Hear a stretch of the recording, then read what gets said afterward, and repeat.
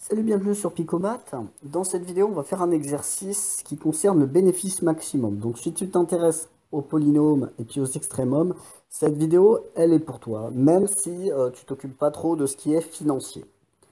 Dans une entreprise, le coût global C de production d'un produit varie en fonction de la quantité produite Q, suivant la relation C de Q égale 10 plus 2Q plus 3Q carré plus 4Q cube. Ce qui change par rapport à d'habitude, c'est qu'en fait ta variable c'est Q et pas X, hein, mais sinon c'est exactement comme d'habitude. La recette totale obtenue par la vente de ce produit est R en fonction de Q est égale à 54Q carré plus 2Q. Le bénéfice, c'est les recettes moins le coût. Le bénéfice est B en fonction de Q est égal à R en fonction de Q moins C en fonction de Q. Pour quelle valeur de Q le bénéfice est-il maximum? Donc en fait, ça revient à chercher le maximum d'une fonction polynôme. Rien de plus. Donc en fait, ce qu'on va faire, on va dériver et puis on va chercher quand la dérivée s'annule en changeant de signe. Voilà pour le programme. Allons-y. Alors nous avons le bénéfice en fonction de la quantité qui est égal aux recettes en fonction de la quantité moins au coût de production en fonction de la quantité. Je remplace par les expressions qui sont données, qui sont deux polynômes. Nous avons 54Q carré plus 2Q pour les recettes. Et nous avons 10 plus 2Q plus 3Q au carré plus 4Q au cube pour les coûts de production. Dans un premier temps, je vais développer et puis ensuite je vais ordonner et réduire. Donc ça va se simplifier un petit peu, enfin, j'espère. Nous avons le bénéfice en fonction de la quantité qui est égal à moins 10. Ensuite, ce qui dépend de Q, plus de Q moins 2Q, ça s'annule. 54Q moins 3Q carré. 54Q carré, pardon, moins 3Q carré. Ça va nous donner plus 51Q carré moins 4Q au cube. Voilà. Donc là, j'ai l'expression du bénéfice en fonction de la quantité. Et en fait, on va étudier ça. Pour chercher le bénéfice maximum, on va chercher quand est-ce que la dérivée s'annule en changeant de signe. Donc on aura besoin de la dérivée, et puis on aura besoin de faire un tableau de variation. Donc là-haut, je marque l'expression du bénéfice en fonction de la quantité. Voilà. Alors, si on fait des maths, on cherche le domaine de définition. Le domaine de définition d'un polynôme, parce qu'ici j'ai affaire à un polynôme de degré 3, le domaine de définition d'un polynôme, c'est toujours R. Voilà. Si on cherche le domaine de définition en mathématiques. Sauf que là, en fait, B représente un bénéfice en fonction de la quantité. Q est une quantité. Q est supérieur ou égal à 0. Donc en fait, nous, on va étudier cette fonction uniquement quand Q est supérieur ou égal à 0. Parce que fabriquer moins 5 objets, ça ne veut rien dire. Ensuite, comme c'est un polynôme, c'est dérivable. Donc j'ai le droit de chercher la dérivée. Alors, si on cherche la dérivée d'un polynôme, tu avais des petites formules comme ça. La dérivée d'un monôme ax exposant n. Alors, ax exposant n a pour dérivée a fois n, x exposant n-1. On va utiliser ça. Et aussi, on va utiliser le fait que la dérivée de k un nombre réel, est égale à 0. Voilà. On va utiliser ces deux petites formules qui vont nous permettre de trouver la dérivée de la fonction b. Si je dérive moins 10 plus 51q carré moins 4q au cube, alors moins 10, si je dérive, ça fait 0. Après, j'ai 51 fois 2, q exposant 1. Mais je ne vais pas écrire exposant 1, c'est idiot, donc je n'écris pas. Moins 4 fois 3, q exposant 2. 3 moins 1, 2. Je vais arranger un petit peu ce que j'ai là. B' de Q est égal à 51 fois 2, c'est égal à 102 Q moins 3 fois 4, 12 Q au carré. Voilà, là j'ai ma dérivée. Alors j'efface hein, parce que sinon je ne vais plus avoir de place. Maintenant, il faut que je regarde, il faut que je cherche quand est-ce que b' de q est égal à 0. Voilà. Quand est-ce que ma dérivée s'annule? Quand est-ce que ça s'annule? Alors ici, il y a deux possibilités, deux façons de faire, tu fais comme tu préfères. Soit tu dis que ça, c'est une équation du second degré, et tu cherches le discriminant, et tu regardes, si le discriminant est positif, tu auras deux racines réelles. Soit alors, tu as remarqué que tu pouvais factoriser par q, voilà, on peut factoriser par q, donc on n'a pas à s'embêter avec le discriminant. Ça va plus vite de factoriser. Ici, j'ai un produit de facteurs entre q et puis le reste là-bas. Là, j'ai deux, c'est un produit, et j'ai deux facteurs. Pour qu'un produit de facteurs soit nul, il faut et il suffit qu'un des facteurs soit nul. Tu peux utiliser le discriminant, hein. Ça marche aussi, c'est juste aussi. Alors, soit q est égal à 0, première possibilité, soit 102 moins 12q est égal à 0.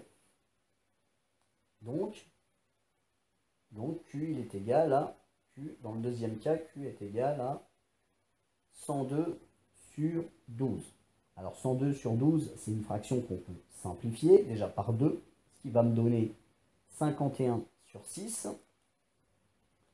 51 sur 6. 51 est un nombre qui est divisible par 3, parce que si j'ajoute 5 plus 1, j'obtiens 6 qui est un nombre divisible par 3. 51, alors je fais de tête, hein, tu peux le faire à la machine si tu préfères. 51 c'est 30 plus 21, donc en fait 30 plus 21, si je simplifie par 3, ça va me donner 17. Maintenant, si je simplifie le dénominateur par 3, ça va me donner 2. Donc j'ai deux racines pour deux racines qui sont réelles pour mon trinôme du second degré qui était là. Voilà. Maintenant que j'ai mes racines, je vais faire mon tableau de variation. Sur la première ligne, je vais mettre la variable. Ma variable, c'est Q. Q va varier de 0 à plus l'infini. Je t'ai dit que Q est de représenter une quantité. Donc je ne vais pas m'occuper de ce qui est négatif. Ensuite, 17 divisé par 2, ça nous donne 8,5. Donc je vais placer les valeurs qui annulent ma dérivée. 0 et 8,5. Sur la deuxième ligne, je vais mettre ma dérivée. Ma dérivée qui s'annule en 0 et ma dérivée qui s'annule en 8,5. Sur la troisième et dernière ligne de mon tableau, je vais mettre ma fonction, qui elle, là je vais mettre les variations de ma fonction. Maintenant, ce qu'il faut, c'est déterminer le signe de ma dérivée. Alors ici, il y a, je vais te donner, que je ne dise pas de bêtises, ouais, 4 façons de faire, dis donc. Avec ça, tu sauras 4 façons de faire. Les deux premières façons de faire te permettent de savoir rapidement la réponse. Mais ça n'explique pas grand-chose. Je te déconseille de faire ça dans un devoir. Première façon de faire, tu prends la dérivée et tu la traces sur ta calculatrice. Si tu la traces sur ta calculatrice, tu vas avoir quelque chose qui va ressembler à ça. Tu vas avoir une parabole qui passe par l'origine et qui passe par un autre point, ici c'est 8,5, qui passe par 0 et 8,5. Donc tu vas savoir immédiatement qu'entre 0 et 8,5, tu as quelque chose de positif ici et négatif ici. Voilà, première façon de faire. Donc, cette façon de faire, elle est très bien pour se vérifier. Deuxième façon de faire, si tu n'as pas droit à la calculatrice, ça arrive parfois. Comment savoir quel est le signe ici? Tu prends un nombre n'importe lequel entre 0 et 8,5. N'importe lequel, ça marche pour tous. Tu peux prendre racine de 2 si ça te fait plaisir. Hein. Si ça te fait plaisir, mais ça complique. Tu prends un nombre facile à calculer, par exemple 1. Voilà, tu prends 1. Tu dis Q égale à 1. Et tu calcules l'image de B' de 1. Enfin, tu calcules B' de 1. B' de 1, c'est facile, c'est 102 fois 1 moins 12 fois 1 au carré. Tu vas avoir quelque chose qui va être positif. Donc si tu as quelque chose qui est positif, ça veut dire que ici, tu vas avoir un signe positif. D'accord? Maintenant, pour pour l'autre côté. Tu prends un nombre n'importe lequel entre 8,5 et plus l'infini. Quelque chose de simple à calculer. Hein. Tu pourrais prendre 112,43 si tu veux, mais ça complique la vie. Tu choisis un nombre facile à calculer, tu prends 10 par exemple. Tu remplaces Q par 10.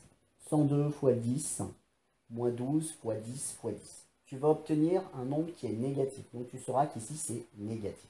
Voilà. Ça, c'est deux moyens qui sont rapides et faciles pour savoir ce qu'il faut mettre ici. Maintenant, voilà. Maintenant, il faut l'expliquer de façon mathématique. Alors, ce qu'on dit, première façon de faire.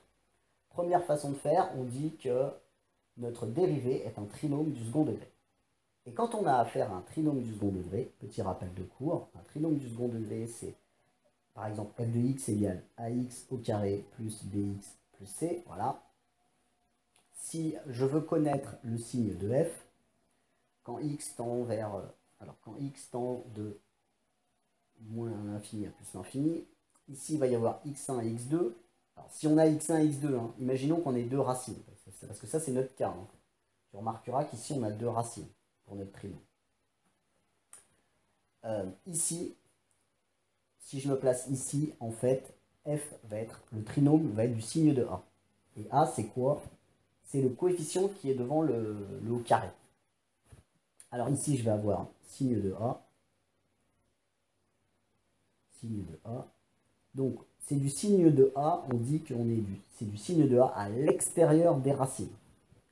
Et ici, c'est du signe de moins A. Voilà, c'est l'opposé de moins A.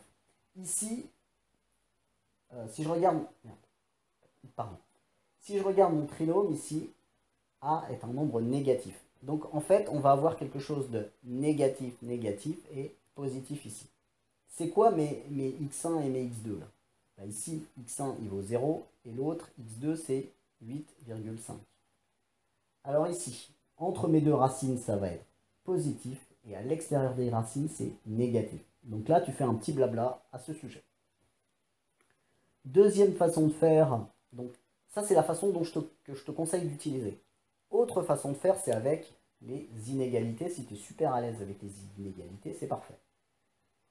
On va dire que Q est compris entre 0 et 8,5. Et nous, ce qu'on voudrait, c'est de savoir B' de Q, il est comment. Voilà. En fait, on voudrait arriver, par exemple, à B' de Q, parce qu'on sait qu'il est positif, à B' de Q est positif. Alors, ce qu'on va faire, ici, j'ai Q. Je vais faire apparaître B', c'est-à-dire 102Q moins 12Q carré. Le plus simple, c'est d'utiliser la forme qui est factorisée, c'est-à-dire Q facteur de 102 moins 12Q. Alors, ce qu'on va faire, du coup, je vais multiplier Q par moins 12. Moins 12Q. Tu peux passer à la suite si tu n'es pas à l'aise avec les inégalités. Donc, je multiplie tout par moins 12. Moins 12 est un nombre négatif, je change le sens des inégalités. Moins 12 fois 0, moins 12 fois 8,5. Voilà. Donc là, moins 12 fois 0, c'est 0. Moins 12 fois 8,5, si tu fais le calcul, ça nous fait 102. Enfin, moins 102, pardon. Ici, on est à moins 102. Ensuite, pour me rapprocher de ça, qu'est-ce que je vais faire? Je vais ajouter 102 partout. Alors, 0 plus 102, c'est 102.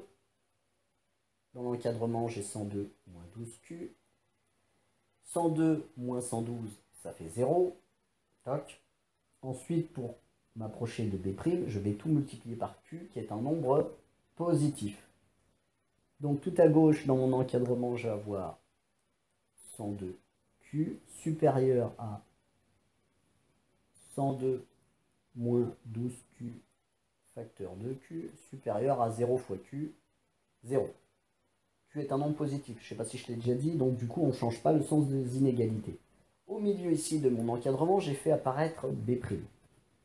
Ben ouais, B' en fonction de Q est positif. Et tu vois, ça correspond.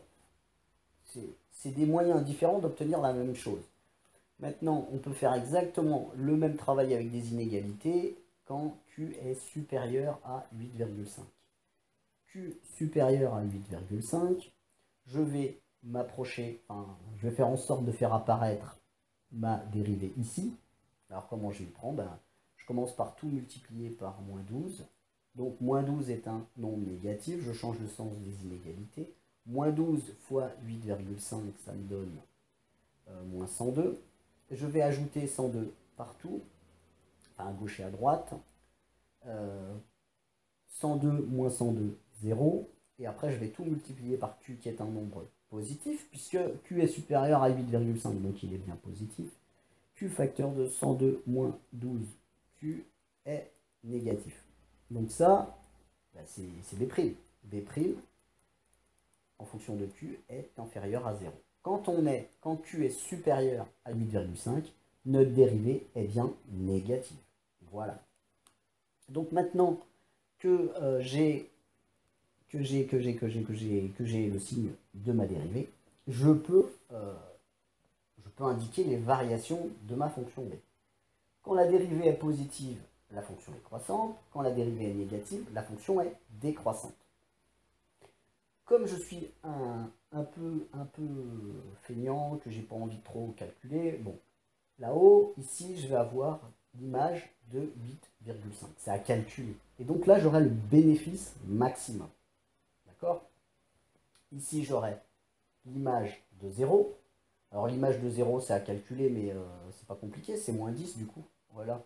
Il suffit de prendre le bénéfice. Hein. Si je remplace Q par 0, l'image de 0, c'est moins 10.